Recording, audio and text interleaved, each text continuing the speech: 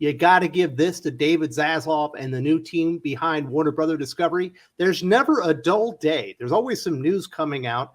I've been covering heavily the Batgirl cancellation, some of the other peripheral stuff that's going on with DC films and streaming television. We had a lot of announcements, delays, cancellations, projects that feel like they're being greenlit that I think a lot of people are going to be excited about. A departure from one of the best DC shows out there. And I could have covered them all, I guess, individually and made single videos about them, but I decided to take a halt, wait a little bit, let everything come out, and then just do one video on it and cover all the madness going on with DC films and streaming. Warner Brothers Discovery is pushing Shazam! Fury of the Gods to March 17th, 2023, the date formerly held by Aquaman and the Lost Kingdom. Unfortunately for DC fans, the Aquaman sequel has an even bigger delay. Its new release date is December 25th, 2023. On the surface, it does make sense to move Fury of the Gods away from Avatar: The Way of Water in December. If the Avatar sequel even comes close to the success of its predecessor, it will overwhelm the holiday box office. For now, the DC films maintaining their release dates are Black Adam on October 21st, The Flash on June 23rd of 2023, Blue Beetle on August 18th of 2023, and the Joker sequel on October 4th, 2024. I know a lot of people like to make fun of Avatar, but I kind of liked the movie. I thought it was pretty good. Who would have known Zoe Saldana would look so good in blue? You know what I mean? I'm kind of looking forward to the sequel. I don't think the trailer looks exceptionally exciting, but I didn't think the first trailer looked good. I ended up liking the movie, so I'm definitely going to check this one out. But I think this has far less to do with Avatar: The Way of Water, the big sequel to what was once the biggest film of all times, and has far more to do with the upcoming Flash movie. There's been a lot of controversy around Ezra Miller. It felt like, well, I think it's still on the table that they could scrap the movie altogether. But if it goes forward, I think this is going to reset the DCEU. Aquaman is a very important movie. They made $1 billion off the first one. It sounds like the sequel might not be quite ready yet. They might need to change it up a little bit. When David Zaslav was on his conference call with the investors, he specifically didn't mention the Aquaman sequel when he was talking about the projects they were excited about and really thought had a lot of promise. He did mention The Flash. So I think they're purposely putting this Aquaman movie after that so they can reset the DCEU and perhaps do a little tweaking to this Aquaman sequel film and hopefully lift it up, because it sounds like there are some issues with this sequel that go well beyond Amber Heard and all the bad press around that actress. So me personally, I think this has far less to do with Avatar and far more to do with the state of the Flash film and the Aquaman films to get them ready. And 2023 is going to be a huge year for DC films. They're going to put 4 of them out there if they stay on schedule. We'll see if that happens. But if you're looking forward to those 2 movies, you're going to be looking forward to it a little bit longer. We do have an update on the Batgirl movie. There's some controversy about this, but I don't understand why. Via Deadline, the Batgirl's directors Abdil El Arbi and Bilal Fallah made a rude discovery when they tried to save some of their footage from the Warner Brothers servers. According to Abdil and Bilal, Warner Brothers had already deleted the Batgirl footage by the time the announcement was made. Falal said while speaking with French media outlet Script, "I went on the server, everything was gone. We were like, effing shit, all the scenes with Batman in them," added LRB. The filmmakers went on to explain while it's unlikely that Batgirl will resurface in any form without studio support. RB stated, "It cannot be released in its current state. There are no visual effects. We still had some scenes to shoot. So if one day they want us to release the Batgirl movie, they'd have to give us the means to do it, to finish it properly with our vision." I imagine Warner Brothers Discovery removed the footage from the server so people couldn't go in there and take it out and like release it to the media. And I'm sure they had the directors and other people associated with the Batgirl film in mind when they did that to secure their insurance claim and whatnot. So it's not surprising that that wouldn't be there. It's probably under lock and key at this point. Although we did get news that they're going to do like a private screening on the lot with what they had. So I guess it's going to be seen at least one more time before the thing goes into a vault, never to be seen again.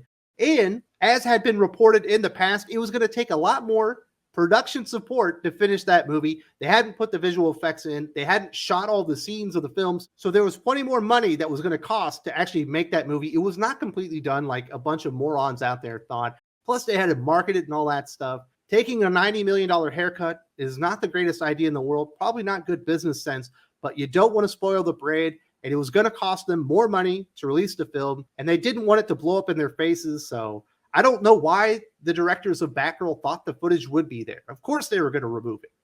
In better news, a lot of people have been worried about a sequel to The Batman. They're like, why isn't it greenlit? We got an update. The Batman filmmaker Matt Reeves is staying in the Warner Brothers family. Reeves and his Sixth and Idaho banner have signed a first look deal with the film studio and re-up with Warner Brothers. Reeves is attached to direct and co-write a sequel to The Batman as well as a Penguin project. Screenwriter Mattson Tomlin is once again heeding the call of the Bat Signal. Tomlin is reteaming with Matt Reeves to write The Batman 2, the follow-up to Reeves' well-received Robert Pattinson starring take on the Caped Crusader that proved to be a hit with audiences. I don't know why people were worried about this. Obviously, if Matt Reeves wanted to make a sequel, it made like $800 million and is probably going to make a lot more money than that when it comes to like home video streaming and all that kind of stuff. Matt Reeves was always going to be able to come back and do the sequel. I always assumed that he would be doing a trilogy. Nice to see Mattson Tomlin returning. He wasn't credited originally on the first screenplay. Like he wasn't one of the screenwriters that's credited, but he came in at the last minute and fixed up some of the issues with the script and kind of tightened it up. Obviously, he's going to be in there with Matt Reeves from the very beginning this time, so hopefully he gets a screenwriting credit and all that kind of stuff. If you're a Mattson Tomlin fan or you're a fan of the movie that kind of likes comic books, he actually made a comic book last year called Batman the Imposter. While it's not my favorite thing, like that particular take on Bruce Wayne, it is really, really well done and it has a fabulous artist on it, so definitely check that out. But I don't think in any world Matt Reeves wasn't going to get to do a sequel to The Batman. It was successful. Is it as successful as maybe they would have anticipated or liked? I bet you they would have loved to hit that $1 billion mark, like a lot of the MCU blockbuster movies were doing for so many years, and certainly even the Christopher Nolan trilogy. I think a couple of those also hit the $1 billion mark, so it probably didn't go quite as high as they liked, but it was very profitable. People, generally speaking, really like that take on the Batman. I think it's stupid that it's not going to be in the DCEU. I would bring some talented writers in there and start working around this project. You only have a few things that are really successful. Batman, the Aquaman movie. I think Shazam was done really well, although I don't think it made a ton of money, but I think you can definitely keep what they were doing with Shazam and stuff. Obviously, you got Black Adam with The Rock and stuff. You got some real stuff to like be foundation pieces of the DCEU moving forward, and I think they should probably take advantage of the popularity of Robert Pattinson as the Batman. Who would have thunk it? Now, we do have some bad news regarding a cancellation of a highly anticipated, or I guess it's highly anticipated, Batman animated series from HBO Max. TV Line is reporting that Batman Caped Crusader animated series has been dropped by HBO Max. However, unlike the other DC shows and movies, Caped Crusader will be shopped around to other outlets. Caped Crusader is reportedly a more mature take on the Batman mythos from the Batman director Matt Reeves and J.J. Abrams. Bruce Timm, one of the co-creators of Batman the Animated Series, is also executive producing Caped Crusader alongside Abrams and Reeves. I'll be surprised if Caped Crusader isn't picked up somewhere. Batman animated shows have been very successful in the past. There's certainly a brand name associated with it. Plus, there's a lot of really big, Hollywood heavyweights there. You got Matt Reeves, J.J. Abrams, Bruce Timm, people that are associated with success within Hollywood. So I imagine that thing's got legs and we'll get somewhere else. As far as removing it from HBO Max, I'm not surprised. I know they try to do a lot of like family programming, bringing in Sesame Street, doing some original like cartoons and stuff. But HBO is not a family brand. Disney's the family brand. That's why it's up there. It's surpassing Netflix as far as subscribers because they got kids and you got all this family content, stuff that you're okay with your kids watching. You don't exactly get that, typically with HBO. That's always been a mature brand. Discovery, I wouldn't even call that a kids brand. That's more like for housewives and guys who want to know about cooking and stuff. So I don't think the brands that they have are really conducive. They can try all they want, and they certainly do have IPs and stuff that are going to be friendly to kids, but I don't see HBO ever being synonymous with kids programming. So I think it's probably smart to just kind of axe all that stuff, but my goodness, the animation fans are absolutely insane. I thought there were some insane comic book fans out there, but the way I saw animation fans reacting to this stuff, it was actually kind of gross. It was kind of vile, some of the stuff they were saying about Zaslav. I always thought Neon and Geeky Sparkles were just being soft, but man, don't mess with those animation fans. They're fucking nuts. Finally, in what I consider the worst news of the week, we have a casting update or departure for Superman and Lois. Deadline is reporting that Jordan Elsis, the actor who portrays Clark and Lois' son, Jonathan Kent, has left Superman and Lois after 2 seasons.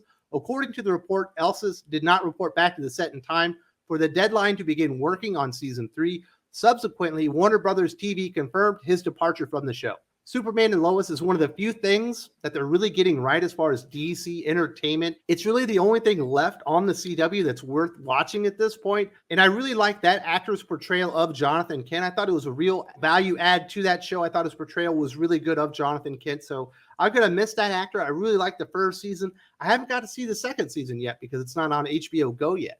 I'm sure it's on HBO Max, but we've only got the bootleg version of HBO Max out here in the Philippines.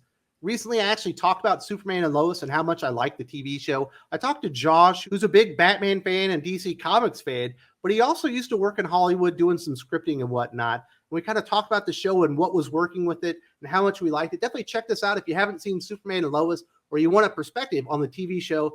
And if you're on a mobile device, there's a link in the video description.